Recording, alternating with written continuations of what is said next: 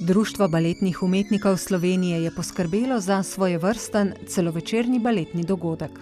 Predvsem je program sestavljen iz različnih plesnih zvrsti, od čiste klasike baletne, kot je na primer Giselle, ki je pravzaprav tako en remek delo za gospoda Mejača, pa potem do neoklasičnih, kot je bil na primer Peer Gynt, nekaj ostalih koreografij do popolnoma sodobnih. Verjamem, da je balet vendarle poseben dogodek, tako v naši dolini kot tudi širše nimamo priložnosti pogosto videti na odru baletne umetnike.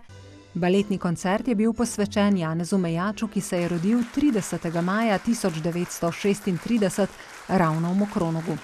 To je dogodek, ki praktično zaznamuje Mokronog, zaznamuje našega baletnika Janeza Mejača, častnega občana. Prečudovito je priti nazaj pogostoma v Mokronog. Vedno bolj se počutim res mokronajzer, kot jaz rečem temu. Mejač je navduševal na številnih evropskih odrih, ob tej priložnosti pa stopil tudi na mokronoškega. Z celim telesom se mi pogovarjamo. S telesom se da povedati vse. Res vse.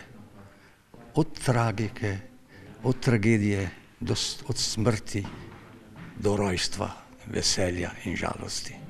In vsakdo je tisti večer našel nekaj za srce in dušo.